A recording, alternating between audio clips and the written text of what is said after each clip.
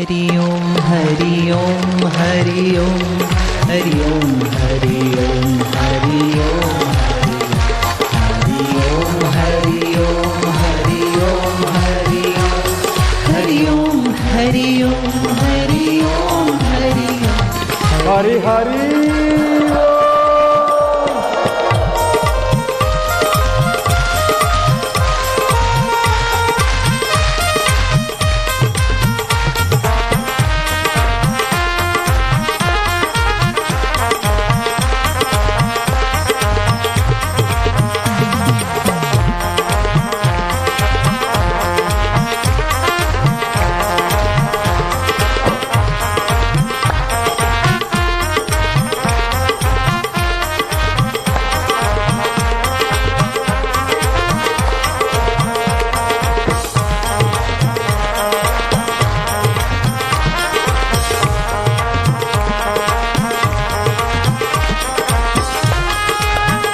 हरि बोल।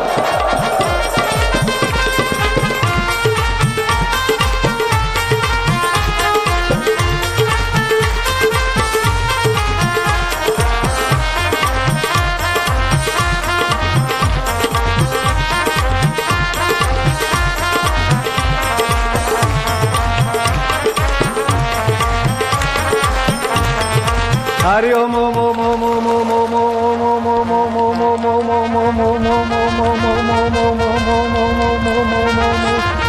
प्रभु जी ओम ओम, प्यारे जी ओम ओम, मेरे जी ओम ओम ओम ओम ओम ओम ओम ओम।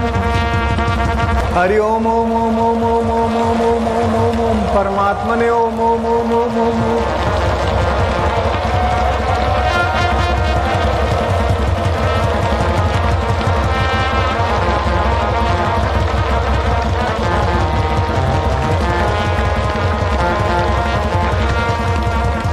हरि ओम ओम ओम ओम ओम ओम ओम ओम ओम।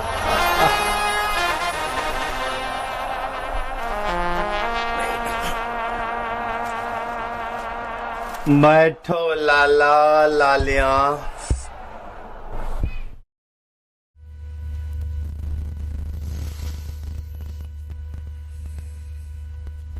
रावण के गुरु भगवान शिव थे।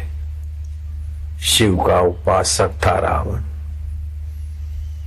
लेकिन ऊंची नजरिया न होने के कारण जो कुछ पाया छूटने वाला पाया। रावण की सभा में अंगद रावण को टिकटिकी लगाते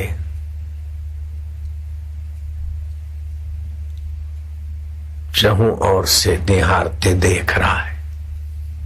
अंगद का देखना ऐसा व्यंग्यात्मक था कि रावण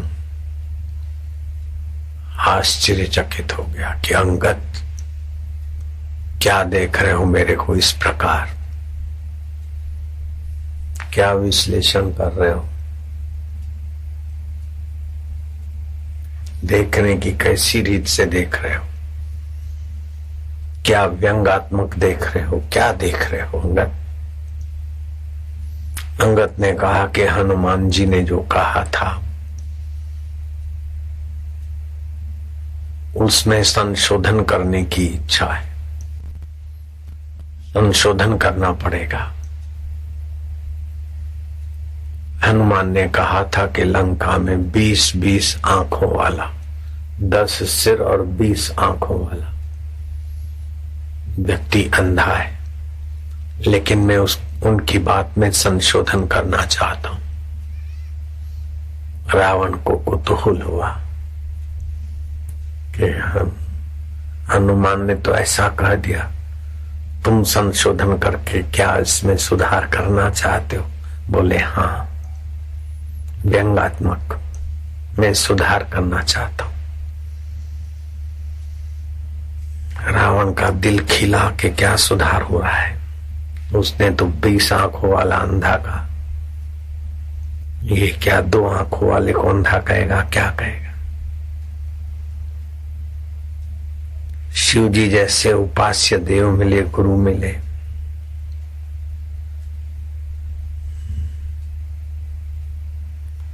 लेकिन अब मुझे लगता है कि हनुमान जी ने जल्दबाजी में कह दिया है आपको।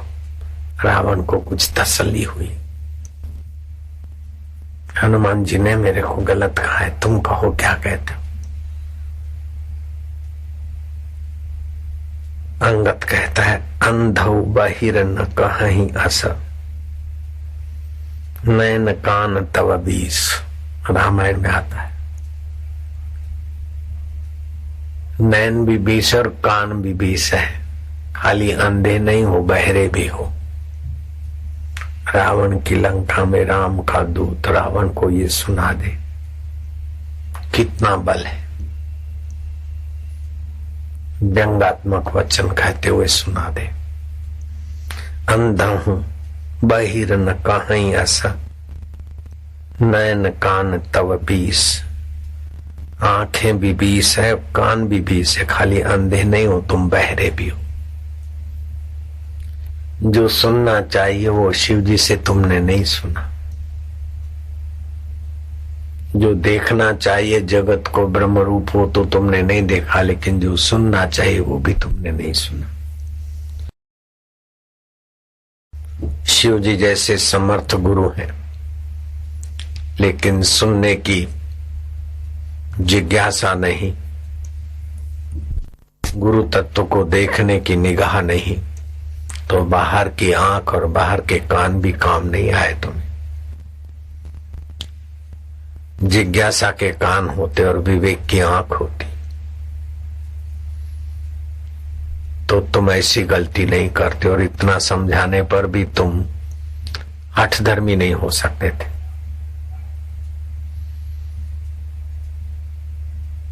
अंध हूं बहिर न कहीं अस, नैन कान तव 20। तुम्हें अंधा अकेला कहना ठीक नहीं, बहरा भी हो, क्योंकि आंखें भी 20 है और कान भी 20 है। और शिव जी जैसे गुरु मिले, तुमने नजरिया नहीं रखी। गुरु कितने भी समर्थ हो, मूरख हृदय न चेत, यद्यपि गुरु मिलई बिरंची सम। ब्रह्मा और शिव जी जैसे गुरु मिलते हैं, लेकिन मूर्ख हृदय, अंधा और बहरा। अंधा और बहरा ठोकर खाने से तो सुधर भी सकता है, लेकिन जो अपने को चतुर मानते और मनमानी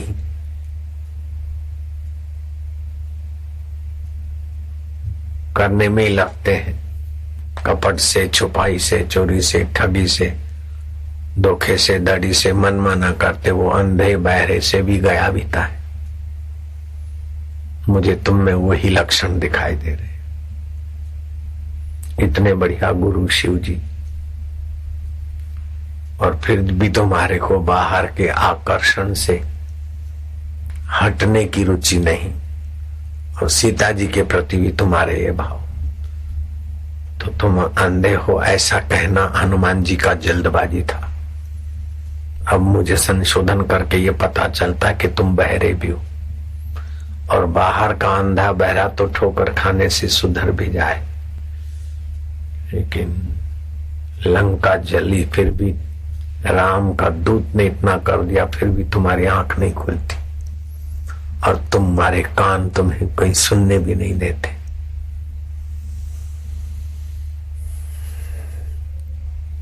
कलयुग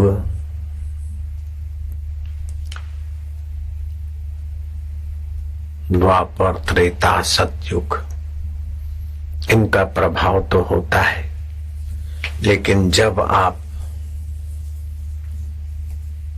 चाहे तब कलयुग में पहुंचे, जब चाहे तब द्वापर में, त्रेता में, सतयुग में पहुंच सकते, ऐसी तुम्हें स्वतंत्रता भी दी है। कलयुग में रहना चाहो तो आप प्रमादी बन जाओ, रावण की नाई, अंधे और बहरे। सबसे बड़ा अपना अनुभव गुरु है। जो अपने अनुभव रूपी गुरु से नहीं सीख सकता, तो बाहर के साकार गुरु से कितना सीखेगा, ये भी प्रश्न है। अनुभव कहता है कि ये करने के बाद खिन्नता हुई, अशांति हुई, प्रमाद हुआ, दुख हुआ, वो बात फिर से नहीं करना चाहिए। कलयुग कब होता है? जिस समय आप अंधे और बहरे की नाई करते तो कलयुग है। शास्त्र कहता है कलिशयानो भवति, कलिशयानो भवति सजिहानस्तु द्वापरः उत्तिष्ठ त्रेता भवति कृतं संपदयति चरण। जब हम ईश्वर के और धर्म की ओर से निद्रित हो जाते हैं, अर्थात देखते सुनते नहीं हैं, वह समय कलयुग मानना चाहिए। जब हम करवट लेते हैं, उधर से कुछ बदलने को सोचते हैं, तो द्वापर मानना चाहिए। उठ खड़े होते हैं उन भावों से, उन धारणाओं से, तो त्रेता युग मानना चाहिए। और जब आत्म विश्रांति, आत्म ध्यान और आत्मरस के तरफ चल पड़ते तब सतयुग मानना चाहिए। कलिशयानो भवति ही, हृदय में बैठे भगवान को न देखते हुए दुनिया की चीज वस्तुओं के लिए आपाधापी कर रहे हैं, तो कल युग में ही जी रहे। अब उसमें कोई सार नहीं सोचा तो करवट ली, द्वापर में आ गए। और अब हमें ये पाना है, आप खड़े हो गए तो आप त्रेता में आ गए। और आत्मज्ञान, आत्म ध्यान, आत्म प्रीति, आत्म विश्रांति के तरफ आप लग गए तो सतयुग है आपके लिए।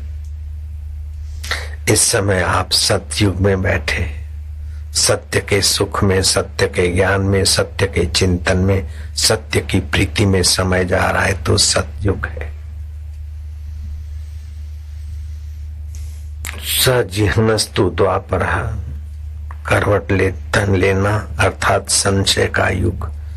ईश्वर के तरफ चलूं कि संसार में चलूं, ये द्वापर है।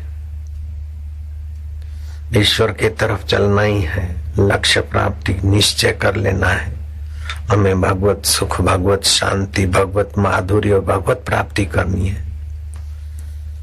ईश्वर की ओर चलने का पक्का इरादा, त्रेता और चल पड़े तो सतयुग है। जहां जुआ,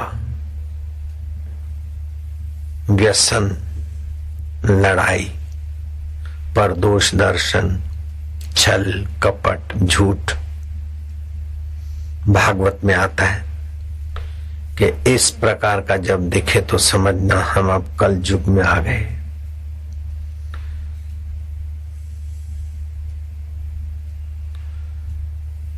जब ईमानदारी से रोजी रोटी कमाए और भगवान की प्रीति थोड़ी जगे, चले न चले संशय, थोड़ा चले थोड़ा उधर चले, तो द्वापर, अधिक ईश्वर के तरफ चले तो त्रेता, और पूर्ण रूप से सारे काम ईश्वर प्राप्ति के निमित्त हो गए तो समझना चाहिए कि हमारे लिए अब सतयुग है। सतयुग है तो सबके प्रति सद्भाव आएगा, सद्विचारों की परंपरा चलेगी, जीवन में सत्कर्म प्रकट होने लगेंगे, बुद्धि में अच्छे विचार आने लगेंगे, जीवन ईश्वर के अभिमुख, ईश्वर शांति, ईश्वर ज्ञान, ईश्वर विश्रांति, ईश्वर की प्रसन्नता के निमित्त जीवन की धारा बहेगी।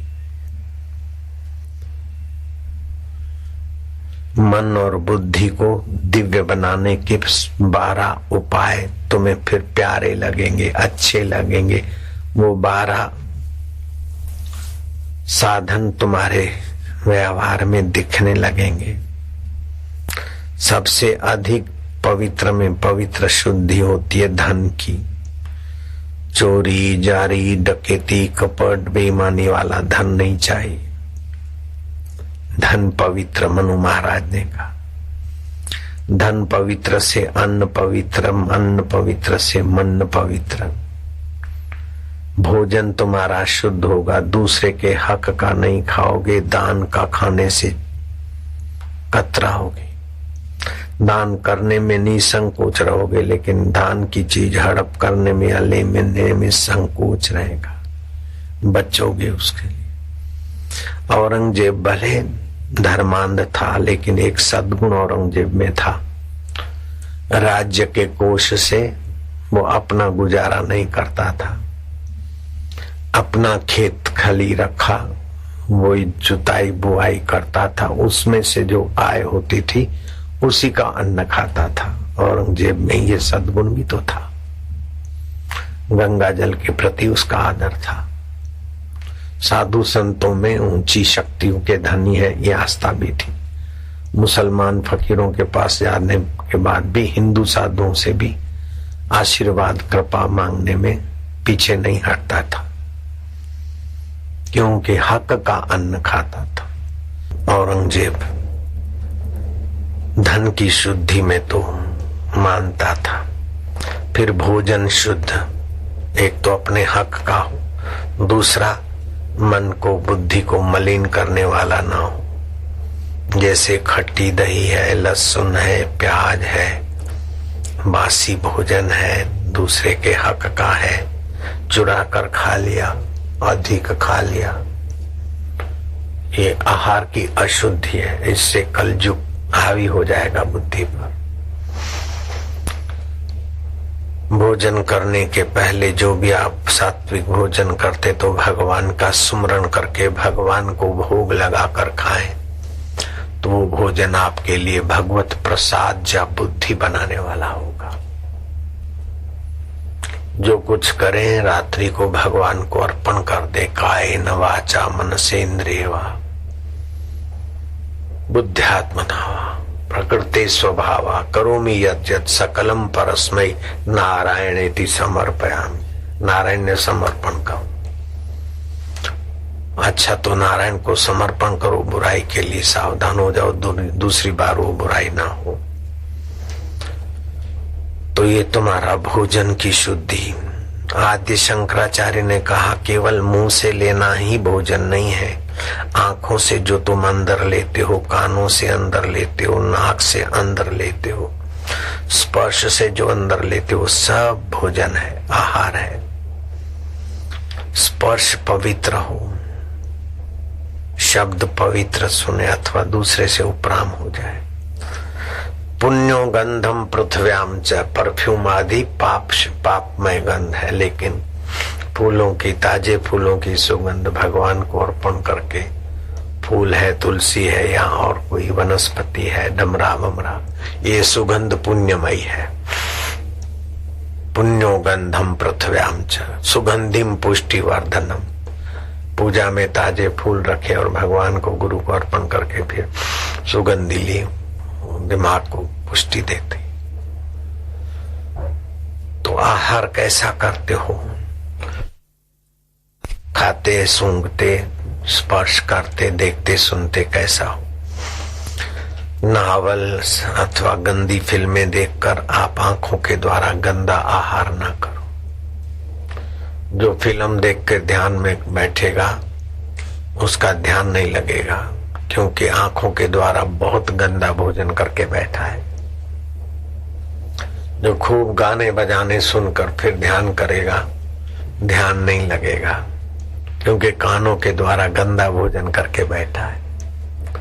अथवा जो ज्यादा खा के बैठा है, नाहक का खा के बैठा है, 2 घंटे पहले खाया, खाना तो हजम हो गया, लेकिन नाहक का खाया बैठेगा तो ध्यान नहीं लगेगा।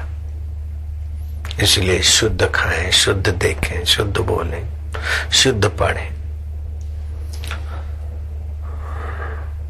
5वीं बात है कर्म में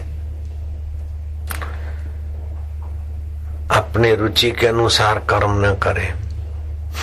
अपने रुचि के विपरीत हों, लेकिन कर्तव्य कर्म है, गुरु ने कहा है या धर्म ने कहा है तो हमें वो प्यारे लगने चाहिए। जैसे गंगा जी में स्नान करना ठंडी है, घर में ही नहा लेते हैं, लेकिन धर्म शास्त्र कहता है कि गंगा जी के किनारे आए तो गंगा में गोता मारना चाहिए। तो चलो गंगा में गोता, भीड़ है, ये है, सब सह कर लोग आ गए, तो ये रुचि अनुसार नहीं है, धर्म अनुसारी कर्म है।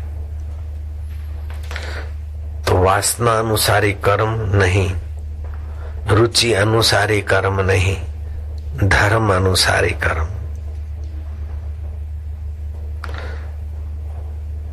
जप, ध्यान आदि जो सत्कर्म है, निश्चय बल से वो करना है, तो आप सतयुग में आ गए। छठी बात है कर्म में संयम। संयम के अनुरूप कर्म करें, जैसा आया ऐसा कर्म कर दिया, अरे चाल से नहीं, जे करवानो ए करे, बीजू चाले चाले ना करे। संयम अनुरूप कर्म हो, उच्छृंखलता से नहीं हो। सातवीं बात है तुम्हारी भावना कैसी है, किसी को पटाने की भावना है कि उसके मंगल की भावना है। तुम्हारे अंदर सद्भाव है, ईश्वर भाव है, उसके मंगल का भाव है तो तुम्हारा कल्याण है, लेकिन उसको पटाने का भाव है तो तुम अपना अहित कर रहे हो। आठवीं बात है कि विचार पूर्वक धारणा बना, ये तो ऐसा ही है, वो तो ऐसा ही है। नहीं, जिस समय उसने गलती की, बेटे ने, बेटी ने, पति ने, पत्नी ने, दोस्त ने, दुश्मन ने, जिस समय वो गलती कर रहा है उस समय जितना क्रूर है या बेकार है, वैसा सदा के लिए नहीं आदमी होता है। वास्तविक में सदा के लिए तो चैतन्य स्वरूप होता है। ये तो उसके आए गए भाव है। तो किसी के लिए भी गलत धारणा सदा के लिए नहीं बनाना। मेरी माँ ऐसी है, मेरी पत्नी ऐसी है, मेरा पति ऐसा है, मेरा भाई ऐसा ही है, ऐसी धारणा नहीं बनाना।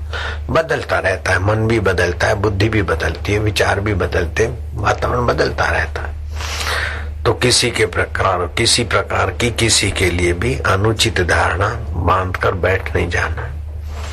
नौवीं बात है रोज थोड़ा समय भगवत शांति, भगवत ध्यान, भगवत आनंद में चुप बैठ, ओमकार का उच्चारण करे फिर चुप बैठे, आकाश को देखे, गुरु को देखे, भगवान को देखे और थोड़ी देर चुप बैठे। शांत आत्मा, जितात्मा, प्रशांत आत्मा, विगतम भी ब्रह्मचार्य प्रतिष्ठिता। जैसे ब्रह्मचारी गुरु के आश्रम में गुरु के नियमों के अनुसार अपने को कसता है रहता है, ऐसे गुरुओं के गुरु आत्मदेव में अपने मन को, बुद्धि को, अपने मैं को बिठाना, ये बहुत हित करेगा, बहुत मंगल करेगा। प्रतिदिन कुछ समय भगवत ध्यान में जरूर गुजारना चाहिए। जैसे प्रतिदिन मंजन करते हैं, स्नान करते हैं, भोजन करते हैं, ऐसे ही प्रतिदिन अपने शरीर का भोजन तो रोटी आदि है, लेकिन अपना भोजन तो भगवत ध्यान, भगवत शांति।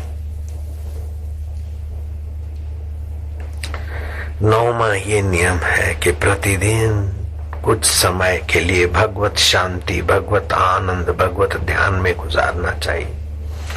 10वां ये है कि शुद्ध का चिंतन करें, अशुद्ध का चिंतन न करे। ज्यादा अशुद्ध हो गया ऐसा ऐसा बस छोटा, फिर भी गहराई में तो सब भगवान की लीला है, ऐसे करके शुद्ध में आ जाए। ये ऐसा है, ये ऐसा हो गया, मैं दुखी हो गई, मैं पापी हो गया, मैं फलाना हो गया, मैं परेशान हूँ, ऐसा जो अशुद्ध चिंतन करता है उसका जीवन बड़ा जटिल हो जाता है, दुखदायी हो जाता है। दुख का ज्यादा चिंतन न करो, घाटे का चिंतन न करो, अशुद्ध चिंतन ज्यादा न करो। न अशुद्ध चिंतन ज्यादा करो, न चिंतन ज्यादा सुनो किसी का।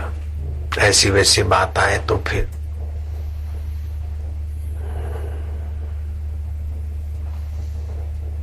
सरदार बन जाओ, सरदार वल्लभ भाई। सरदार वल्लभ भाई पटेल गुजरात में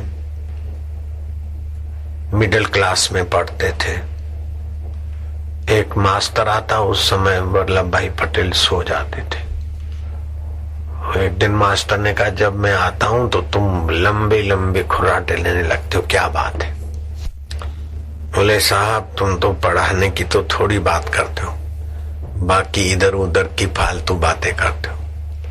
तुम्हें फालतू बातें भर के अपना मगज भर दूंगा तो फिर दूसरी बातें रखने की जगह कहां से लाऊं? इसलिए आप मास्टर हैं, मैं आपको मना तो नहीं कर सकता हूं, इसलिए मैं शांत होकर सो जाता हूं ताकि मेरा दिमाग खराब ना हो फालतू बातें सुनने से। ऐसा निर्भीक मास्टर को भी सुना दिया। तो व्यर्थ की बातें करो नहीं और व्यर्थ की बातें ज्यादा सुनो नहीं, और कोई सुना रहा है तो उसी समय जानबूझ के ऐसा करो ताकि वो बकवास बंद कर दे। सावधानी तो करनी पड़ेगी।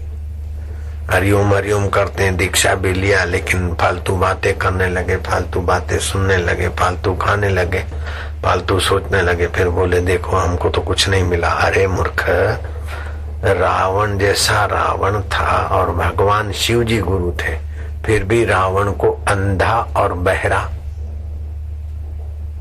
तुम बहरे हो, 20 आंख और 20 कान है, खाली अंधे नहीं हो, बहरे भी हो। शिव जी मिले, शिव जी का सत्संग मिला, फिर भी रावण तो अंधा और बहरा रहा। वर्षों तक शिव जी की उपासना की, शिव जी को इष्ट देव मानता था, पुरुषार्थी भी था, बुद्धिमान भी था, लेकिन अंधा और बहरापन था। अपना अनुभव से सीखा नहीं कि नश्वर संसार है, उसका आकर्षण मिटाना चाहिए, उसी आकर्षण में रहे तो आंख वाला रावण, कान वाला रावण अंधा और बहरा कहा जाता है राम के दूतों के द्वारा। अंधहु बहिर न कहीं अस, नैन कान तव 20। तुम्हें अंधा और बहरा न कहें तो क्या करें? आंख भी 20 है और कान भी 20 है। न शिव जी का कुछ उपदेश सुना, न शिव जी का मंगलमय दृष्टिकोण तुमने लिया। तुम अंधे भी हो, बहरे भी हो। शिव जी जैसे गुरु मिले और असावधानी हुई तो करा कराया चौपट हो जाता है। तो ये 12 गुण जिसमें भी है, उस छोटे से छोटा साधारण व्यक्ति, शबरी भीलन जैसी व्यक्ति महान बन जाएगी, और बड़े से बड़ा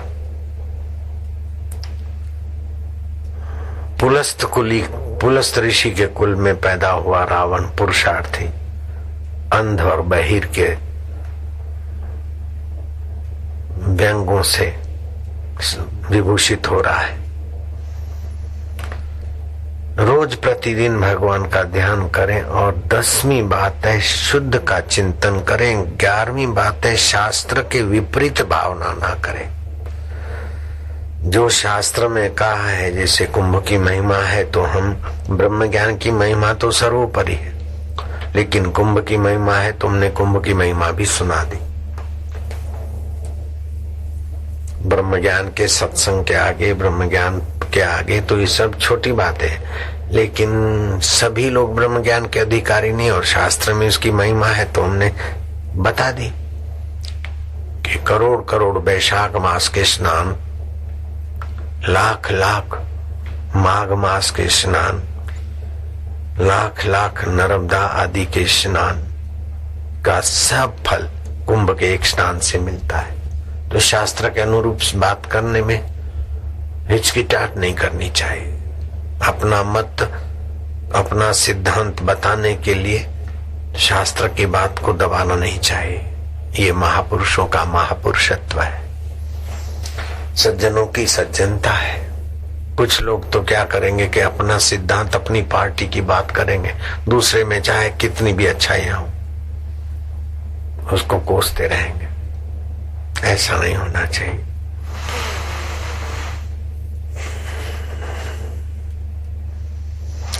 ग्यारहवीं बात है शास्त्र विपरीत भाव न हो, उसके अनुकूल भाव। 12वीं बात है कि बुराई का समर्थन न करे और बुराई को, बुरे विचार को काम में न लाए। इसको तो मजा चखाना है, मार तो आ गया, लेकिन मजा चखाना तो किसी को दुखी देना है। तो बुरा विचार आया औरों को टोटा चबाने का विचार आए, उसकी जगह उसको खीर खांड खिलाओ, तो तुम्हारा हृदय पवित्र होगा। औरों को मजा चखाने की अपेक्षा अपने मन को ही मजा चखाओ कि वो कुछ भी करे तुम्हारे मन पर उसका प्रभाव ना पड़े। वो बुरा है लेकिन तुम्हारे मन पर उसकी बुराई अथवा तुम उससे ज्यादा बुरा बनो, ऐसा क्यों करो? तुम अपने कोई ज्ञान का मजा चखाया करो, उनको टोटा चबाने का मजा न चखाओ। तो संतों का आदर्श मानने से स्थूल वासना मिटती है और भगवत रस भगवत ध्यान से सूक्ष्म वासनाएं मिटती। वासनाएं मिटते ही निर्वासनिक नारायण तो अपना आपा है। ओम तो आ गए बस। जैसे माँ तो सामने खड़ी, बाहर की माँ तो कहीं कमरे में होगी, लेकिन माँओं की माँ तो परमात्मा सामने ही है। ओ ये है ही परमात्मा ही है। अ और म के बीच जो उच्चारण है वहां परमात्मा की चेतना ही है, परमात्मा ही है। ओ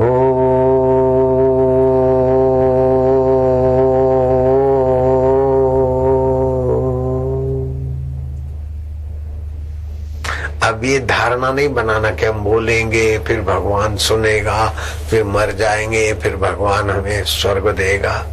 तो ये तुम बीच में व्यवधान मत डालो।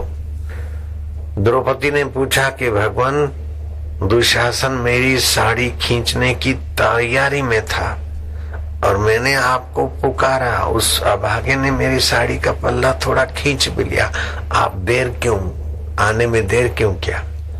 बोले तू द्रौपदी भोली है, मुझे कहती कि हे अंतर्यामी तो मैं उसी समय प्रकट होता। तुमने कहा कि हे द्वारकाधीश रक्षा करो, तो मैं यहाँ से द्वारका गया फिर आया, इसीलिए देर हुई।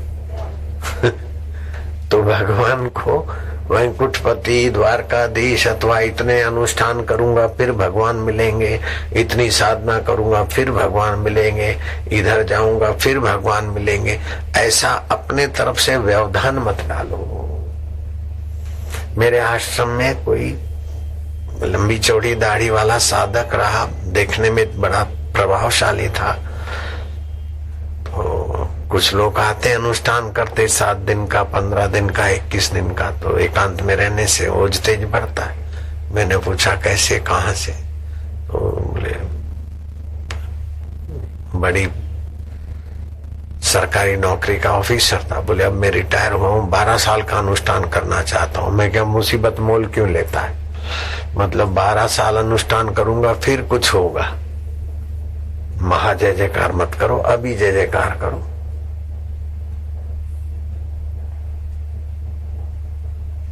इतने अनुष्ठान के बाद मैं भगवान को पाऊंगा तो फिर उसके पहले नहीं मिलेंगे।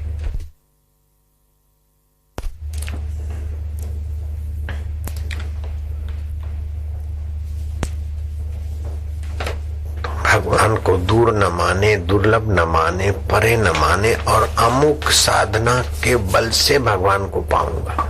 जैसे पैसे के बल से जो चीज पाते हो तो उतने पैसे से कम की होती है। समझो तुमने साइकिल खरीदी 1700 की, तो वो दुकानदार को 1600 की 1650 की होगी, तभी तुम्हें 1700 में देगा। पैसा से वस्तु कम की होगी तब मिलेगी। ऐसे तुम इतनी साधना कर लोगे ताकि भगवान मिल जाए, तो तुम्हारी साधना का इतना धन होगा कि भगवान बोने हो जाए, छोटे हो जाए। नहीं, आप साधना तो करो, लेकिन इतनी साधना करूंगा फिर भगवान मिलेंगे नहीं। मैं तो थोड़ी साधना करूंगा, भगवान अपनी कृपा से मिलेंगे, अपनी दया से मिलेंगे, क्योंकि दयालु है, अंतर्यामी है, समर्थ है। मैंने कौन सी साधना किया, कौन सी होशियारी किया? मेरे लिए दूध किसने बनाया था? मेरी माँ ने बनाया था, मेरे बाप ने बनाया था, तेरे बाप ने कनु ने बनाया था दूध तेरे लिए? नहीं, वो अंतर्यामी ने बनाया था। तो जो मेरे जन्म के पहले मेरे लिए दूध बनाने का सामर्थ्य रखते हैं, ऐसे दयालु प्रभु का तो मैं चिंतन करूं और दया में अभी मेरे हृदय में शांति दे रहे, अभी आनंद दे रहे हैं, अभी ज्ञान का प्रकाश देंगे प्रभु। दो न हरि ओम ओम ओम ओम ओम आनंद देवा ओम ओम ओम ओम प्रभु जी ओम ओम प्यारे जी ओम ओम मेरे जी ओम ओम अभी का अभी देने वाले दाता हरि ओम ओम ओम ओम ओम ओम ओम ओम ओम ओम दूर नहीं हो, दुर्लभ नहीं हो, परे नहीं हो, पराए नहीं हो, ओम ओम ओम ओम ओम ओम ओम।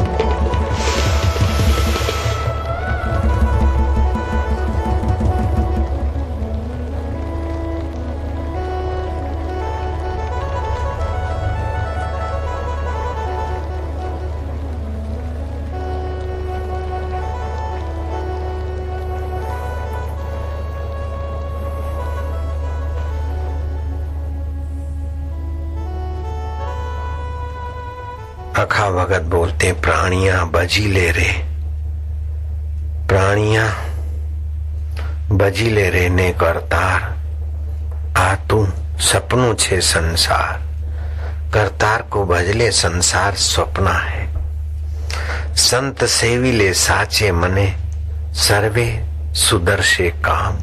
सच्चे मन से संतों का सानिध्य सेवन कर लो। उनकी नजरिया, उनके अनुभव को अपना अनुभव बनाओ, तुम्हारे सारे कार्य सफल होने लगेंगे।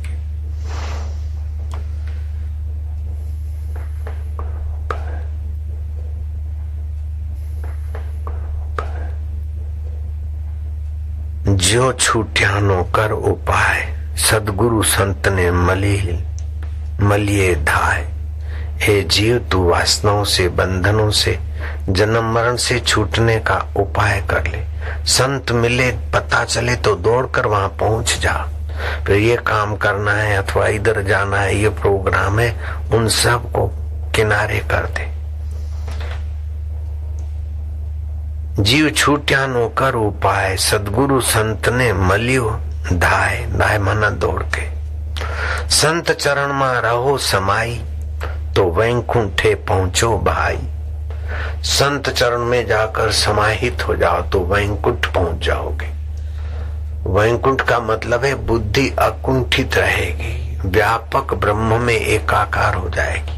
अभी कुंठित बुद्धि है, शरीर में मैं मानती है, संसार को मेरा मानती है, कुंठित बुद्धि है। वैकुंठ अकुंठित मति हो जाएगी, ब्राह्मी स्थिति हो जाएगी। संत चरण में रहो समाई, तो वैकुंठे पहुंचो भाई। संत चरण छोड़ीश मां भाई। गुजराती में कहा है उन्होंने, अखा भगत ने, संत चरण छोड़ीश मां भाई।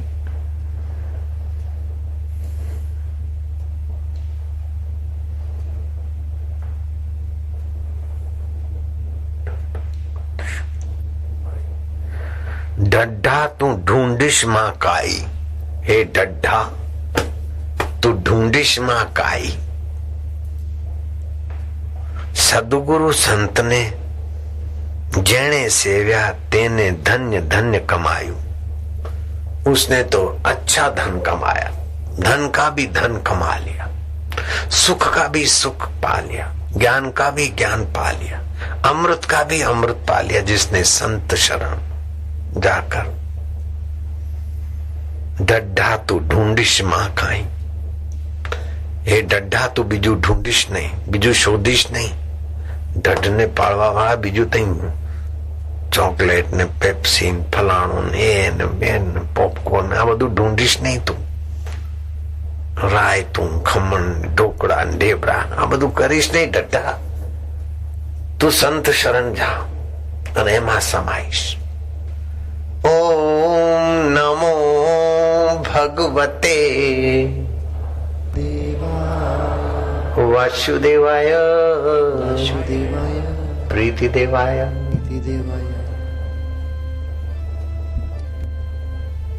माधुर्य देवाय.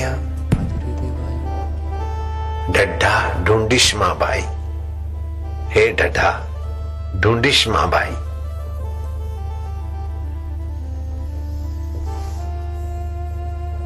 आनंद शांति. अति परिश्रम ना करो, अति आलस्य ना करो, अति भूखामरी ना करो, अति भोजन ना करो, अति बड़बड़ ना करो. अति कल्पनाओं में मत पड़े रहो।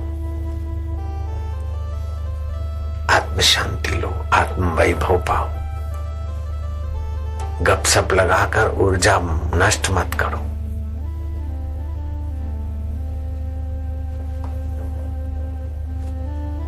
अति मनमाना परिश्रम मत करो, भूखा नहीं करो, ऐसा करो। कल बताया था कि एक साधु को लगा कि मैं भगवान की तरफ पैदा हो, कुछ भी करके भगवान को पाना है। 2 टाइम भोजन करता था, 1 टाइम कर दिया, फिर 1 टाइम छोड़ दे, 1 दिन में 1 बार करे, फिर 2 दिन में 1 बार करे, कुछ समय के बाद 3 दिन में 1 बार करे, और भी छोड़ दिया, 4 दिन में 1 बार भोजन करे। मेरे को भगवान पाना है। उड़िया बाबा के पास आया, बोले बाबा ऐसा करके मैंने 1 दिन 2 दिन 3 दिन, अब 4 दिन में 1 टाइम भोजन करता हूं बस। काली माता के दर्शन होते हैं रात को सपने में, शिव जी भी आ जाते हैं, कृष्ण भगवान भी कुछ कहते हैं, राम भगवान कुछ सोचता हूं तो राम भगवान भी आ जाते, हनुमान जी का सोचता हूं तो हनुमान जी भी गदाधारी खड़े हो जाते आके, और उनके कंपनी वाले भी आ जाते। जिसका भी सोचता हूं उनके दर्शन हो जाते। लेकिन वो कह जाते हैं, वो बातें कई बार झूठी निकलती। बाबा ने कहा तुम टाइम से भोजन किया करो, टाइम से नींद किया करो, और थोड़ा सत्संग सुनो। और भगवान अंतरात्मा है, वो कठोर तप से नहीं मिलते, कठोर व्रत से नहीं मिलते।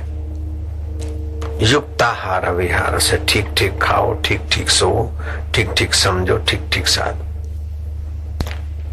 सत्संग में आते रहना, सब रहस्य खुलता जाएगा। वो चले गए तो अखंडानंद जी ने पूछा, अखंडानंद जी अपने आश्रम में भी आए थे, पधारे थे। उन्होंने पूछा कि इस आदमी को काली माता के दर्शन, शिव जी के दर्शन, सभी भगवानों के दर्शन होते हैं बाबा, ये क्या? अरे बोले अति भूखा मरा है तो खुशकी चढ़ गई, दिमाग खाली हो गया। खुशी से खा, खुशी से पी, न गफलत में रहो एकदम।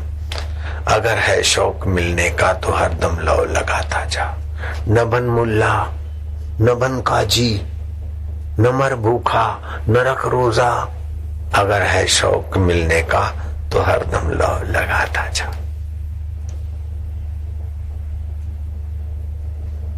ऐसा हो तब मैं भगवान को पाऊंगा। कोई हाल मस्त, कोई माल मस्त, कोई तूती महीना सुए में, कोई खान मस्त बहुत खाए नहीं, कोई खान मस्त, कोई पहरान मस्त, कोई खान मस्त पहरान मस्त, कोई मक्के में कोई काशी में। मक्का जाऊंगा बड़ा अच्छा लगे, काशी जाऊंगा तब मैं तो अभी यहाँ कौन बैठा है? कोई योग मस्त, जाके योग समाधि करूंगा हिमालय में, तो कोई भोग मस्त, कोई चंचलताई हांसी में, एक खुद मस्ती आत्म मस्ती बिना, और मस्त सब बंधे अविद्या फांसी में।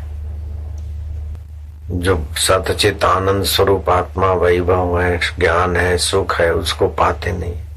ऐसे ही आप आधा भी मेरा तेरा कर करा के इकट्ठा करके छोड़ के मर जाते। जो लेके नहीं जाना है वो इकट्ठा कर रहे हैं। जो पहले नहीं था बाद में नहीं रहेगा, उसी के लिए प्रयत्न कर रहे हैं। जो पहले था अभी है बाद में रहेगा, उसके तरफ से अंधे हो रहे हैं। इनकी चेष्टा और बोलना अनर्थ के निमित्त है।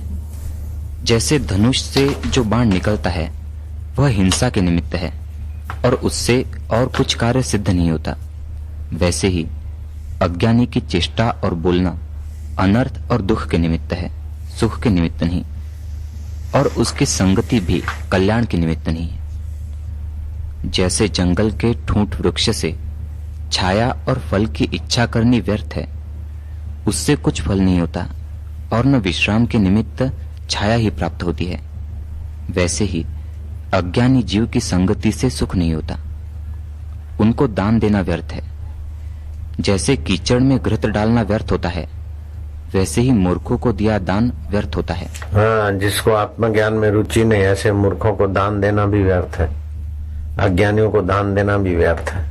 अज्ञानी से संपर्क करना भी व्यर्थ है। जैसे ऊंट कंटक के वृक्ष को पाता है, कंटक के वन को पाता है, ऐसे अज्ञानी के संग से अज्ञान ही बढ़ता है। ज्ञानी वो है जो भगवत सुख में अपने सदा नित्य में लगा है। अज्ञानी वो है जो देखकर, सूंघकर, चखकर मजा लेना चाहता है।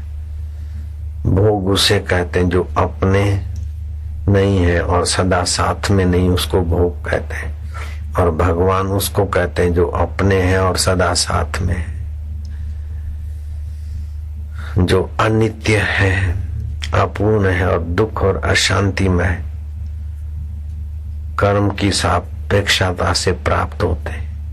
और प्राप्ति के बाद भी टिकते नहीं। वह संसार है जो नित्य है, पूर्ण है, सुख है, शांति रूप है। प्राप्ति में कर्म की अपेक्षा नहीं है, चतुराई, चालाकी, कपट की अपेक्षा नहीं है। सहज में प्राप्त है, केवल सच्चाई और प्रीति चाहिए। और कोई प्रयास से प्राप्त नहीं होते। जो जगत बहुत प्रयासों से प्राप्त होता है और टिकता नहीं, उसको जगत बोलते हैं। जो अनायास प्राप्त होता है और मिटता नहीं, उसको जगदीश्वर बोलते हैं। तो अज्ञानी लोग दुखमय चेष्टा करते हैं, जो टिके नहीं उसी के लिए मरे जा रहे हैं। और ज्ञानवान जो मिटे नहीं उसी में शांति माधुर्य में मस्त है। बोले सत्य कठिन है, लेकिन झूठ में रहना तो असंभव है।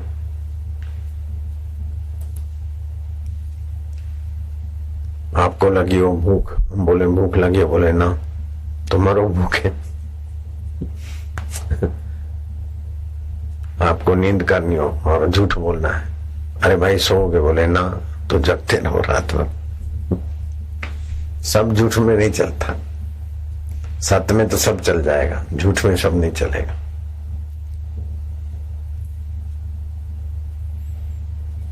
सब चुप हो गए, छो के चारों के चार। फिर अर्जुन ने धीरे से पूछा, भगवान आप क्यों रोए? बोले मैं क्यों रोया, मेरे से पूछता है? तेरे भाई ने पहले शुरू किया था, उनसे पूछ युधिष्ठिर क्यों रोए। युधिष्ठिर ने कहा मैं तो इसलिए रोया, तो कहा तो ये निर्द्वंद जीवन अपने आप में तृप्त है, आत्म शांति में, आत्मानंद में। और कहा हमारा आपाधापी वाला जीवन, ये करो, इधर करो, इसको दंड दो, इसको ये करो, आखिर कर करके मर जाते।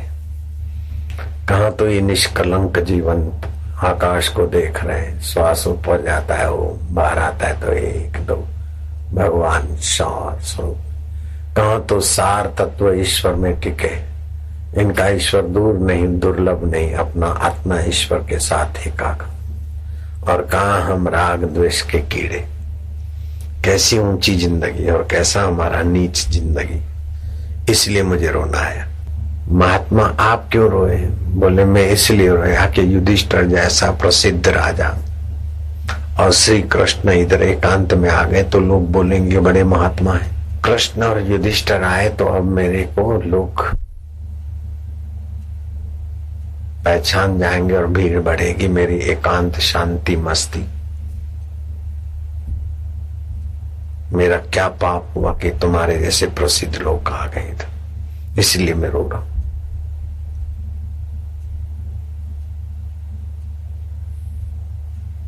अर्जुन तू क्यों रोया?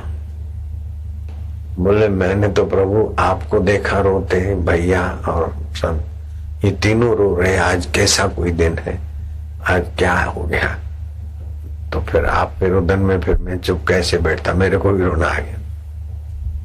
लेकिन माधव आप क्यों रोए? श्री कृष्ण तुम क्यों रोए? बोले ऐसा कलयुग आएगा कि ऐसे शांत आत्म सुख में जगे हुए महापुरुषों को पहचानने वाले युधिष्ठिर जैसे राजा नहीं होंगे।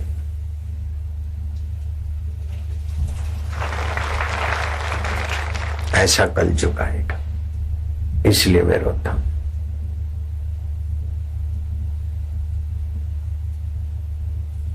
भाई शांति का भी कोई मूल्य है, कुछ न करने की भी कोई ऊंची साधना है, ऐसा समझने वाले राजे नहीं होंगे और महाराज भी बहुत नहीं होंगे। यज्ञ नहीं है, चिल्लाने वाले बहुत होंगे,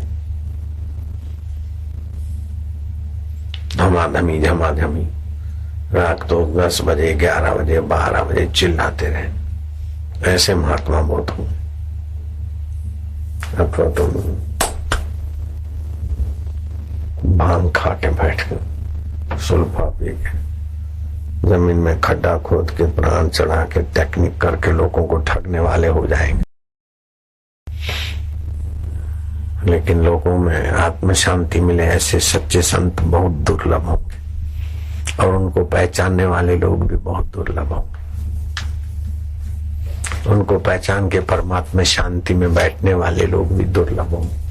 हो हा दौड़ धाम, तीर्थ में आए तो भी दौड़ धाम, ये देखो वो देखो, मूर्तियां देखो, मंदिर देखो, देखो देखो देखो। अरे जैसे देखा जाता है उस परमात्मा में भी डूबो ना।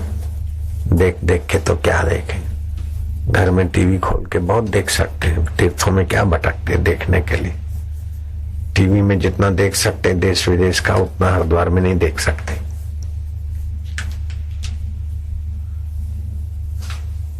जिससे देखा जाता है उस परमात्मा में शांत होना है।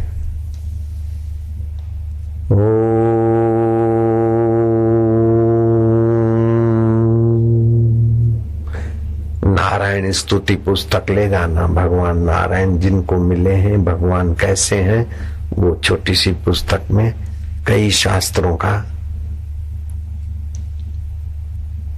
संकलन करके लिया। जिन जिनको भगवान मिले उन्होंने भगवान के बारे में अनुभव बताए, मतलब भगवान के एड्रेस से है। नारायण स्तुति नाम पुस्तक है, वो पढ़ो और फिर ओम करके शांत हो जाओ। जल्दी परमात्मा सुख, जल्दी परमात्मा शांति।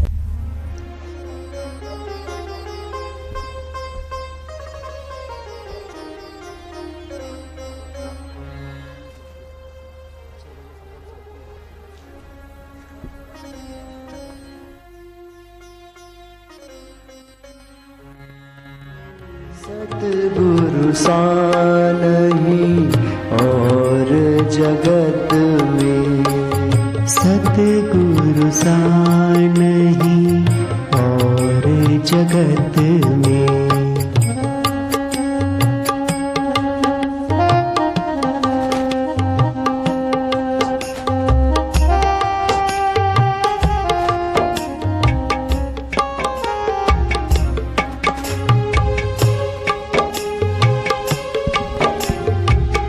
कितने सहज है, कितने सरल है, कितने सहज है, कितने सरल है, कितने सहज है, कितने सरल है, कितने सहज है, कितने सरल है।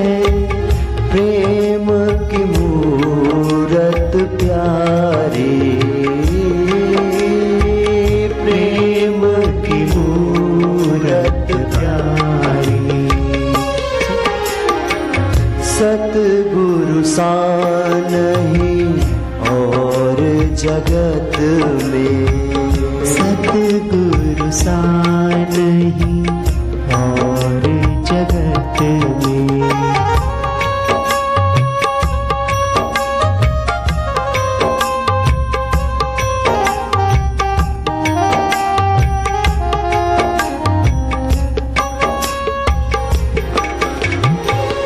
ज्ञान का अमृत सबको पिलाते, ज्ञान का अमृत सबको पिलाते।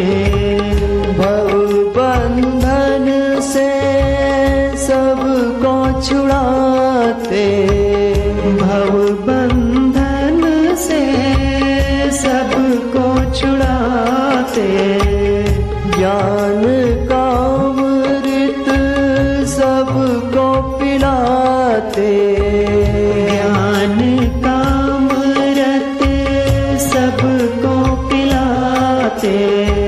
भव बंधन से सबको छुड़ाते, भव बंधन से सबको छुड़ाते, करुणा करे अति भारी, करुणा करे अति भारी, सतगुरु सा नहीं और जगत में, सतगुरु सा नहीं और जगत। मुझे मेरे सतगुरु याद आ गए।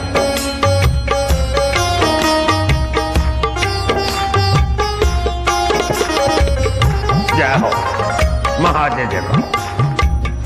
कई जन्मों से भटक रहा हूँ, कई जन्मों से भटक रहा था, कई जन्मों से भटक रहा था, कई जन्मों से भटक रहा था, मन मानी कर अटक रहा था, मन मानी कर अटक रहा था, गुरु शरणी अति प्यारी, गुरु शरणी अति प्यारी, सतगुरु सा नहीं और जगत में, सतगुरु सा नहीं और जगत में।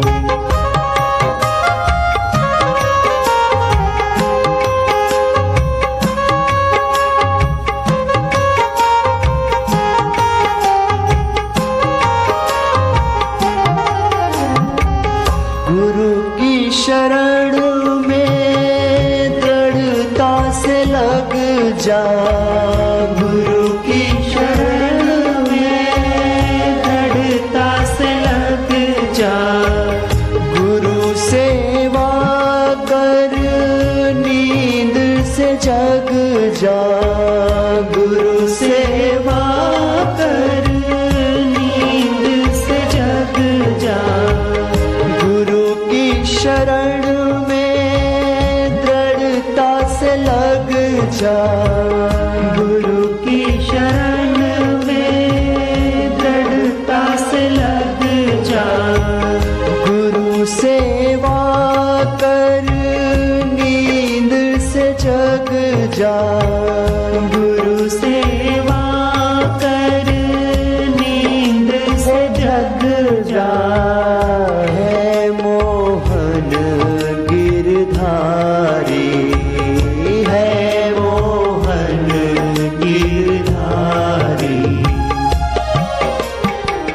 सतगुरु सा नहीं और जगत में, सतगुरु सा नहीं और जगत में।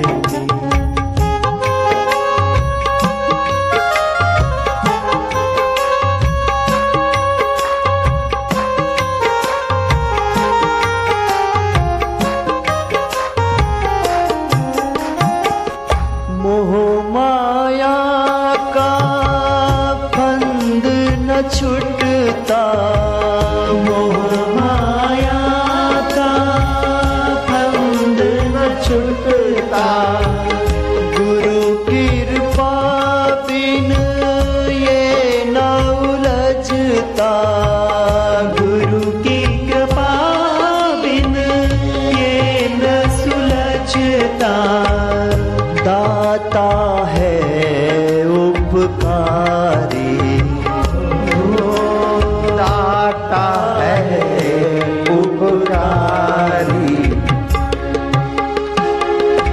सतगुरु सा नहीं और जगत में, सतगुरु सा नहीं कोई जगत में।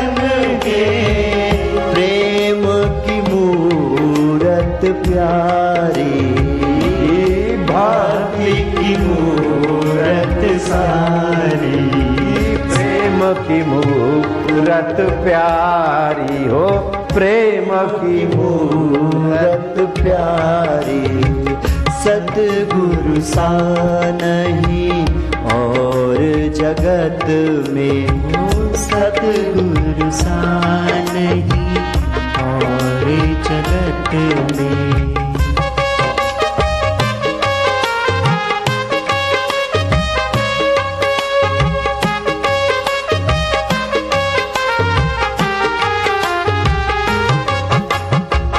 सोहम सोहम गीत सिखाते सोहम सोहम गीत सिखाए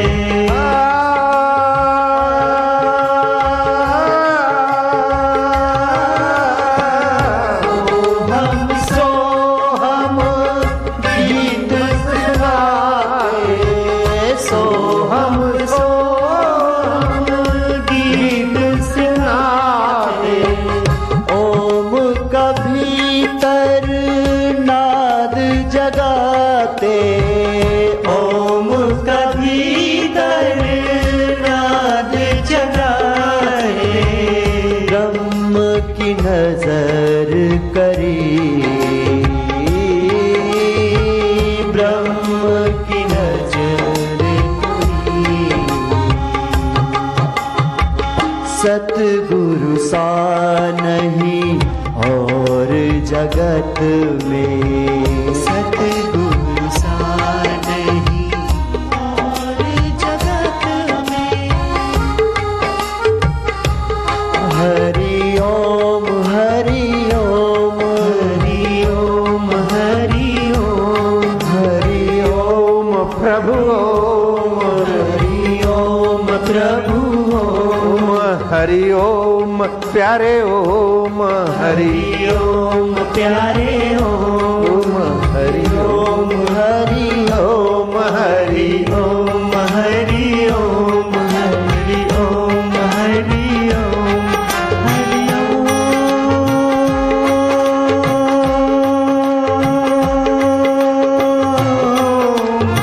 हरि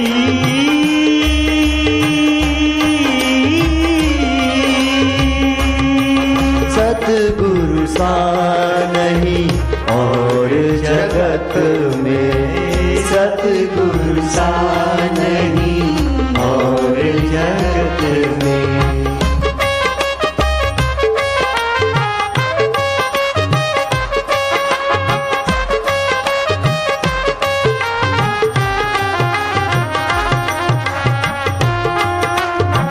पले पले